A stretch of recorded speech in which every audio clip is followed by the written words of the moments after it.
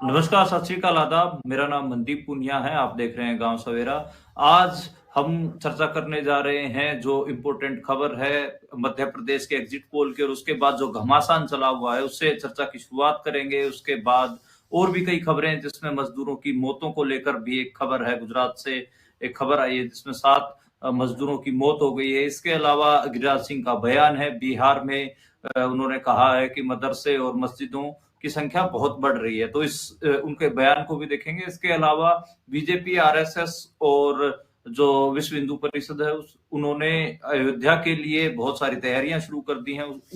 इस सारे को भी जानेंगे, गिरिराज सिंह का बयान और अयोध्या की तैयारियां। तो ये इसके लिए हम जो वरिष्ठ पत्रकार अनिल चमड़िया जी से जानेंगे। इसके अलावा मध्य प्रदेश का जो एक आंकड़ा, जो एग्जिट पोल बार बार आ रहे हैं, उसका मोटा मोटा आंकड़ा हम जो अमन गुप्ता हैं, हमारे साथी पत्रकार हैं, उनसे समझने की कोशिश करेंगे। उन्होंने कुछ रिपोर्टिंग भी की है इस साल। और तो अमन, आपसे ही शुरुआत करते हैं। सबसे पहले तो आपने देखा होगा कि एग्जिट पोल, उसमें भी इंडिया टुडे और आज तक का जो एग्जिट पोल है उसमें कहीं ना कहीं बीजेपी को बहुत बड़ा नंबर दिखाया गया। उसके बाद दिग्विजय सिंह ने आज ट्वीट करके, जो कल उन्होंने वीडियो वायरल हुई थी ट्विटर पर, जिसमें आज तक के इंडिया टुडे के पत्रकार राजदीप सरदेसाई और राहुल कंवल बैठे हुए हैं, तो उसको ट्वीट करते हुए उसके क्रेडिबिलिटी पर ही सवाल उठाया है। तो वो ट्वीट भी आपने देखा होगा।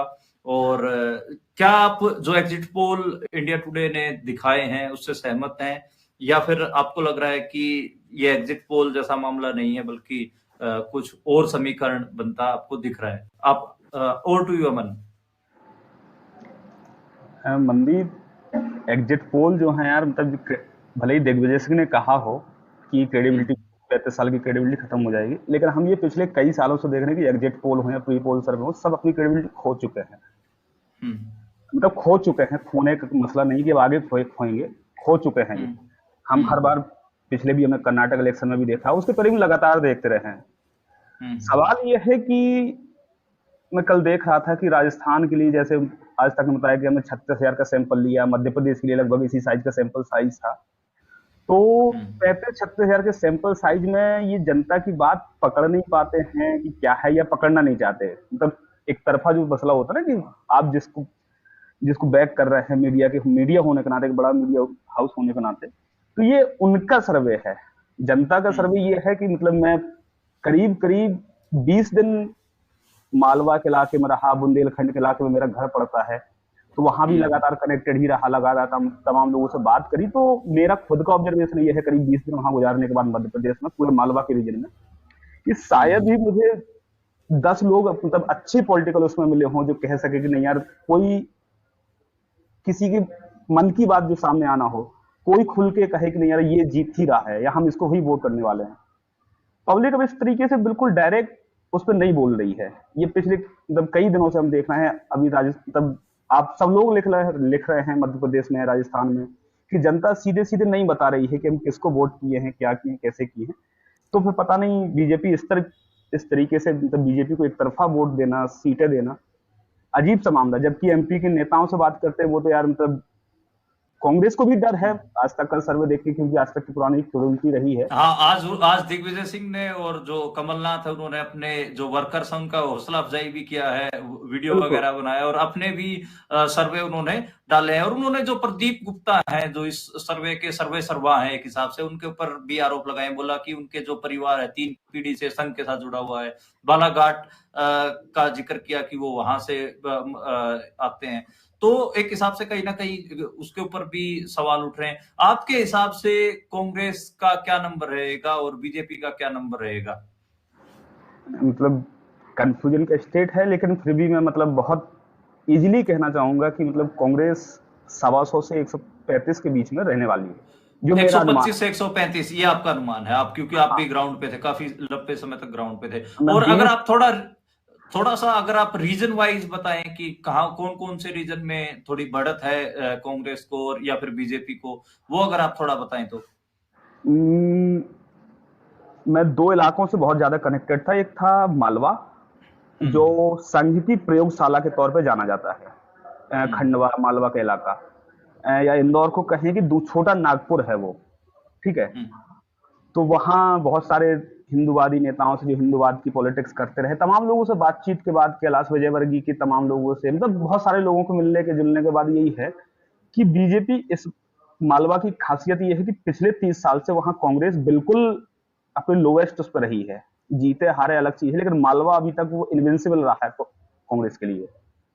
लेकिन इस बार जो सबसे ज्यादा उसे बढ़त मिलने वाली वो मालवा के रीजन में है, और दूसरी जो बढ़त मिल रही है बुंदेलखंड के रीजन से है। ये दो रीजन जो हैं, मतलब मैं कहूं कि संघ का किला ढहा तो नहीं, लेकिन दीवार में चटक अच्छी खासी आ गई है। क्योंकि आपने देखा होगा कि एक जनहित पार्टी करके संघ के कार्यकर्ताओं ने पार्टी बनाई थी, तो वो संघ का विरोध इस लेवल तक चला गया कि उसके संघ के प्रचारक अगर पार्टी छोड़ रहे हैं जो अच्छे खासे पदों पर रहे, तो एक बड़ा सेटबैक है संघ के लिए भी, बीजेपी के लिए भी।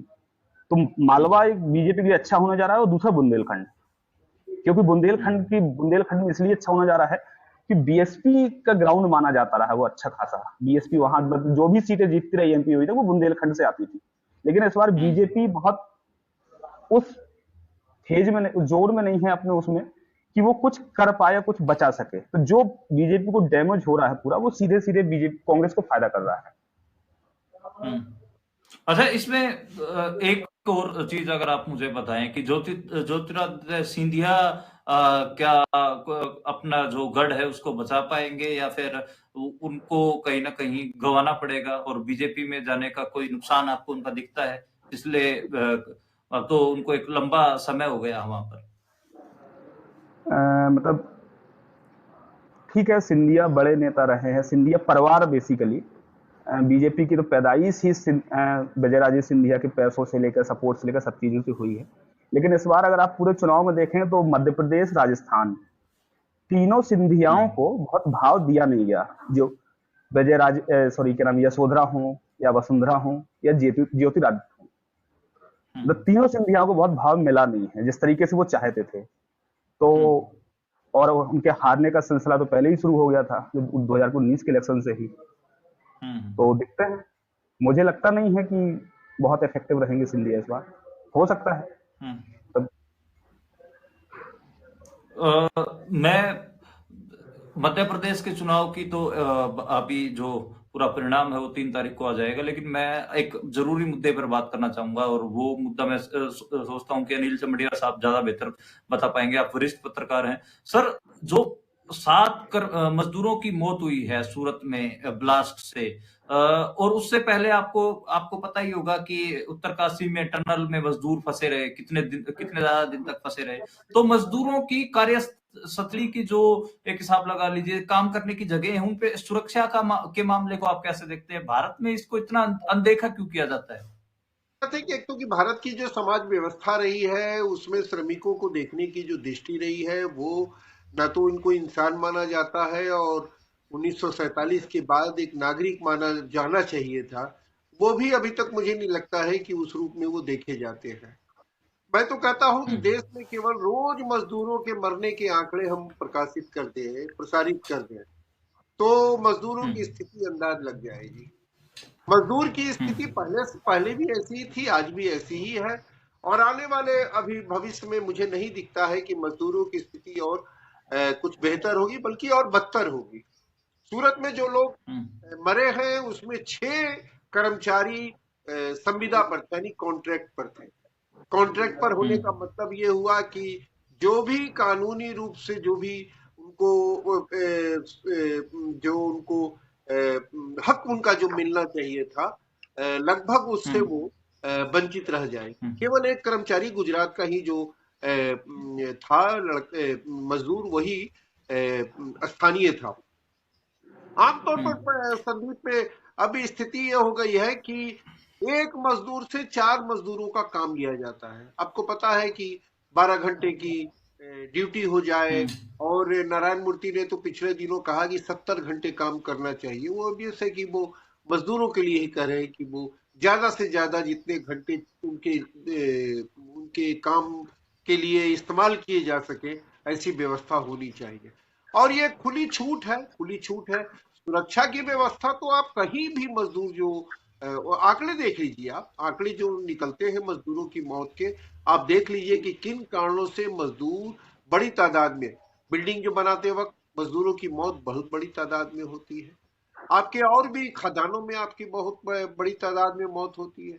आप और भी दूसरे जितने भी क्षेत्र हैं उनमें आप अभी तो दो चीजें प्रकाश में आई, मान लीजिए सूरत में ये केमिकल्स फैक्ट्री में 7 मजदूरों की मौत, या फिर उत्तरकाशी में जो आप बता रहे हैं सुरंग में मजदूरों के 41 मजदूरों के 17 दिनों तक फंसे रहने का मामला, 17 दिन। आप सोच सकते हैं कि भारत जैसे देश में जो कि अपने आप को दुनिया की एक महाशक्ति के रूप में प्रोजेक्ट करता है, विश्व गुरु के रूप में प्रोजेक्ट करता है, दुनिया के सबसे बड़े लोकतंत्र के रूप में प्रोजेक्ट करता है, और एक सबसे बड़ी अर्थव्यवस्था में शामिल होने का दावा करता है, वहां पर मजदूरों को 17 दिन नहीं निकाला जाता। हम कहाँ आधुनिकीकरण की पूरी प्रक्रिया में हम कहाँ हैं, किस तरह से है? तो ये आप 80 करोड़ लोगों को 5 किलो अनाज पर आप रखने का एक दावा करते हैं, और आप उसमें गौरवान्वित होते हैं। ये देखिए, सबसे खराब बात ये होती है कि आप गौरवान्वित हो रहे हैं कि हम 80 करोड़ लोगों को 5 किलो अनाज देते हैं। अरे भाई, आप मैं आज भी कई मजदूरों से बात कर रहा था, सुबह मैं स्टेशन से जब आ रहा था तो रास्ते में मैं एक दो लोगों से बात मैंने की। वो बोले कि बद से बदतर स्थिति होती जा रही है। जो कुशल अकुशल जो श्रमिक है, अकुशल और कुशल के अलावा और जो सामान्य तौर पे जो मजदूर है, उनकी तो हालत मत पूछिए। कि आप मैं रेल में आ रहा था, रेल में आप सोचिए कि रेल में 2 दिनों के लिए 2 दिनों का जो पैसा है, महीने में जो है 12,000 रुपए मिलता है, जो मजदूर बेड रोल पर होते हैं, और वो केवल 15 ट्रिप उनका होता है, यानी 15 चक्कर होता है। वो बताया, मैं तो हतप्रभ है। वहां पर सफाई जो कर्मचारी तो है, सफाई कर्मचारी जो है, पूरी ट्रेन में 4 सफाई कर्मचारी, 4 या 5 थे। आप सोच सकते हैं कि पहले आपके हम्म, हर डब्बे में एक कम से कम होना चाहिए था, लेकिन अब पूरी ट्रेन में आप देखेंगे कि उन पर काम का लोड आप देख सकते हैं, कितना काम का लोड हो। तो मैं ये कह जी रहा हूँ कि अनिल। श्रमिकों की जो स्थिति है वो लगातार उनके यूनियन बनाने के अधिकार आप छीन रहे हैं। मतलब बहुत सारी बातें हैं मनदीप। शायद मैं समझता हूँ कि एक प्रोग्राम आप करेंगे मजदूरों पर तो शायद वो नाकाफी होगा।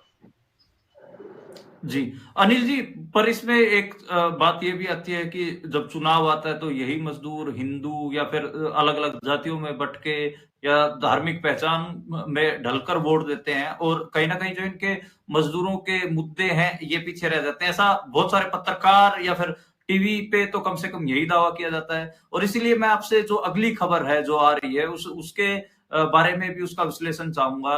गिरिराज सिंह है, उन्होंने कहा है कि बिहार में मदरसे और मस्जिद बढ़ रहे हैं, और ऐसे ही आप देखिए कि उत्तर प्रदेश में अयोध्या में 22 जनवरी के प्रोग्राम के लिए अभी से बीजेपी ने, बजरंग दल ने और विश्व हिंदू परिषद ने तैयारियां शुरू कर दी हैं। 36 ट्रेन बॉम्बे से ले जाने की बात हो रही है। तो अलग अलग इलाकों में टिकटें बुकिंग करना, टेंट सिटी बसाना, ये सब शुरू हो गया है। तो कहीं ना कहीं यही लोग जिन मजदूरों की कार्य के मुद्दे होने चाहिए टीवी पे या फिर मेन स्ट्रीम मीडिया पे, तो यही दिखाया जाता है ना कि ये तो धार्मिक पहचान में ढलकर वोट देंगे। और उसकी तैयारी भी तो आप देखिए कि बड़े बड़े नेताओं के बयान आने शुरू हो गए हैं, और अयोध्या की तैयारी, इसको आप कैसे देखते हैं? भाई देखिए, ऐसा है कि ये तो सही बात है कि मजदूरों की जो चेतना होती है कि वो एक मजदूर है। जैसे मैं अभी एक गांव में गया था मंदी, बहुत इंटरेस्टिंग बात मैं बता रहा हूँ। एक गांव में गया हम्म, एक गांव में गया और हम्म, वहां पर गांव में किसानों से मेरी मुलाकात हुई। और एक हम्म, किसान थे वहां जिनसे मेरी बातचीत हो रही थी। तो उन्होंने बताया कि एक समय में यहाँ पर बहुत बड़ा भूमि आंदोलन चल रहा था, और वो श्रमिकों का हम्म, आंदोलन, और इतना ज्यादा हम्म, चैलेंज था कि कोई भी उसका मुकाबला नहीं कर सकता था। तब इन लोगों ने क्या कहा? इन लोगों ने कहा कि किसान जाति पर खतरा है। यानी कि आप हम्म, राजपूत हैं, भूमियार हैं, ब्राह्मण हैं, कुर्मी हैं, यादव हैं, सब भूल जाइए, और किसान जाति के रूप में आपको ये मजदूरों से लड़ाई लड़नी है, मजदूरों के आंदोलन से लड़ाई लड़नी है। तो मैं ये दंग रह गया कि आप सोचिए कि किस तरह से एक जाति चेतना किसानों की विकसित करने की कोशिश वहां की गई जब मजदूर श्रमिक सामने आए। तो मजदूरों की हम्म, चेतना तो न विकसित हो, इसकी हर तरह से कवायद होती, मतलब हर स्तर पे कोशिश होती है। मजदूर जिस दिन ये समझ लेगा कि मैं मजदूर हूं और मैं गुलाम हूं, तो आप समझ सकते हैं कि भारत में तो जो सामाजिक परिवर्तन और राजनीतिक परिवर्तन होगा, उसकी तो कोई कल्पना नहीं कर सकता। यही तो चैलेंज है, नहीं, इसलिए वो तो बार इन दो बार। खबरों को कैसे इन दो खबरों को कैसे देखते हैं? इन खबरों का विश्लेषण अगर मैं आपसे जानना चाहूं कि आपकी निगाह में गिरिराज सिंह का बयान और अयोध्या की तैयारी। देखिए, एक बात तो है कि देखिए गिरिराज सिंह इसी के लिए बल्कि कह देना चाहिए कि इसी तरह की बातों के लिए वो मंत्री बनाए गए हैं, इसी तरह की बातों करने। मैं अभी जब आ रहा था तो टीवी में कई एक खबर चल रही थी कि वहां पर हिंदुओं की छुट्टियां काटी गई, मुसलमानों की छुट्टियां बढ़ा दी गई। आप सोचिए कि इससे कोरी झूठ बात और कोई हो ही नहीं सकती। लेकिन सवाल यह है कि आप गिरिराज सिंह कुछ भी बोले, आप बिना वेरीफाई किए, बिना फैक्ट चेक किए आप उसको छाप दें और या उसको प्रसारित कर दें और ये कहें कि ये तो एक केंद्रीय मंत्री ने बयान दिया है। अरे भाई, आप केंद्रीय मंत्री कुछ भी कह देगा तो आप उसको छाप देंगे, उसको प्रसारित कर देंगे। आप केंद्रीय मंत्री के माउथ ऑर्गन नहीं है। आप जनता के बीच जा रहे हैं और कोई बात अपनी सामने रख रहा है तो उसके फैक्ट्स को चेक कीजिए, उसको वेरीफाई कीजिए कि ये कितना सही है। अब लगातार 2 दिनों तक वहां बवाल ये मचाते रहे कि हिंदुओं की छुट्टी काट दी गई, मुसलमानों, जबकि बढ़ी है छुट्टी। उसमें एक नए तरह का सिस्टम डेवलप किया गया। लेकिन गिरिराज सिंह बोल रहे हैं कि ये इस्लामीकरण हो रहा है, ये जो जो बोलना था वो बोल गए। तो उनका ये कार्ड ही यही है, उसके अलावा वो कुछ बोल भी नहीं सकते हैं। वो थोड़ी बोल सकते हैं कि देश में बहुत सारे मजदूर मर रहे हैं, इनकी सुरक्षा व्यवस्था होनी चाहिए, मजदूरों की माली हालत बहुत खराब हो रही है, वो सुधरना चाहिए। ये कभी बोल ही नहीं सकते हैं। वो कभी बात नहीं कर सकते हैं कि सारे लोगों के बीच में एक बराबरी की भावना हो, बराबरी बराबरी के आर्थिक उपार्जन हो, उसके साधन हो, अवसर मिले। ये कभी नहीं बोलेंगे। उनके पास एक ही चीज ही है जिससे कि वो अपनी राजनीति, अपनी सत्ता को बनाए रख सकते हैं। आप ये बताइए कि कौन ये सांप्रदायिक राजनीति करने वाला आदमी, कौन ऐसा है राजनेता है जो गरीब हुआ? आप सांप्रदायिक राजनीति करके अगर मालामाल हो रहे हैं तो इससे अच्छी बात और क्या हो? आप सत्ता का भोग कर रहे हैं, इससे अच्छी बात क्या हो? दूसरी बात है कि आप अयोध्या कर रहे हैं, तो अयोध्या की तैयारी तो ऑब्वियस है कि 2024 के लिए तो आपको एक ग्राउंड तो तैयार करना है। और वो 2024 की ग्राउंड को तैयार करने के लिए सारी कवायद तो सबको पता है। इसमें कहा है कि इसमें तो मालूम ही है कि जो एक सांप्रदायिक जो भावना है वो जब तक कि उग्र नहीं करेंगे सांप्रदायिक भावना को, एक सामान्य तौर पे नहीं, एक उग्रता जब तक पैदा नहीं करेंगे, तब तक आपको उसको वोट में तब्दील करने में आपको मुश्किल आएगी। तो वो तैयारी चल रही है और वो तैयारी अयोध्या तो अभी उनका सबसे बड़ा कार्य। शुक्रिया अनिल जी, आपने जो अयोध्या का मामला हो या फिर जो गिरिराज सिंह का बयान हो, उस पे बड़ी बेबाकी से अपनी बात रखी। अमन, मैं आपसे बस आखिरी में एक छोटा सा लेना चाहूंगा कि मध्य प्रदेश में अब की बार किन मुद्दों पे लोगों ने वोट किया? आप ग्राउंड पर थे, आपके हिसाब से किन मुद्दों पर वोटिंग हुई है? बेरोजगारी वहां के लिए बड़ा मुद्दा था और काफी समय से अलग अलग परीक्षाओं के रिजल्ट ना आने को लेकर, पेपर ना आने को लेकर, शिक्षक भर्ती को लेकर बहुत सारे ऐसे इश्यूज थे तो युवाओं को बहुत मतलब समस्या के उसमें थे। इसके लिए काफी आंदोलन चल रहे थे, मतलब साल भर से ज्यादा समय हुआ जब से हम देख रहे हैं कई उस मुद्दों पे। और एक व्यापम इसी चीज से जुड़ा, लेकिन व्यापम उस तरीके से फलक पे नहीं आया। या मैं मतलब कहूं कि बीजेपी या कांग्रेस ने उसको भुनाया नहीं व्यापम को, लेकिन बेरोजगारी एक बड़ा मुद्दा रहा। जी, शुक्रिया अमन। और अनिल सर, बस आखिरी में आपसे एक छोटा सा कमेंट चाहता हूं कि जो कुछ चल रहा है अभी के लिए, अयोध्या का पूरा मामला है और 22 जनवरी की जो किस्म की तैयारियां हैं और उसके साथ ये सारा है, क्या यह सारा कुछ 2024 के इलेक्शन के लिए हो रहा है? अगर आपको लगता है कि 2024 के इलेक्शन के लिए हो रहा है तो इसके फिर क्या, आप इसको कैसा, विपक्ष के लिए क्या चुनौती मानते हैं कि क्या इंडिया गठबंधन के पास इसकी कोई काट है? नहीं, इंडिया देखिए, ये तो बात बिल्कुल सही है कि 2024 के लिए ही हो रहा है, इसमें तो और कोई दो राय नहीं है। 2024 का चुनाव जीतने की और इस आधार पे चुनाव जीतने की कि हम हिंदुत्व की जीत के रूप में उसको दर्ज करें, ये तैयारी चल रही। लेकिन मेरा ये मानना है कि अब ये बहुत काम करेगा, वोट में तब्दील होगा, ये थोड़ा मुश्किल अब हो जाएगा यदि यदि जो गठबंधन बना है, इंडिया गठबंधन, और इंडिया गठबंधन में यदि तालमेल बैठ जाता है और इंडिया गठबंधन इधर गठबंधन ने जितने भी तरह के इश्यूज पिछले दिनों उठाए हैं, अगर वो उसको जारी रखते हैं और इसके चुनाव के परिणाम के अगर वो मान लीजिए कि कहा जा रहा है कि बीजेपी के पक्ष में जा रहा है, जाने दीजिए, कोई फर्क नहीं पड़ता है, वो अपने मुद्दे उठाते रहे और मुद्दे उठाएंगे तो मुझे लगता है कि उसका एक असर पड़ेगा। और ये देखिए, जाति गणना का जो सवाल बिहार में बना है, अगर वो बहुत तेजी के साथ सारी जगहों पर उठेगा, पूरे देश स्तर पर बहुत जोर शोर से उठेगा, और उसके साथ साथ कि हम जाति गणना केवल कराएंगे ही नहीं, बल्कि जाति गणना के हिसाब से हम सत्ता में या फिर जो रोजी रोजगार है उसमें भागीदारी सुनिश्चित करेंगे। अगर इसको लिंक कर दिया तो मुझे लगता है कि जो चुनौती इंडिया गठबंधन के सामने अभी है, उससे उस चुनौती का मुकाबला कर पाना आसान होगा। ये मुद्दे ना छोड़े, उसके प्रभाव में ना आए, अपनी बात को ये कहते रहे, ये मुझे लगता है कि बहुत जरूरी हो।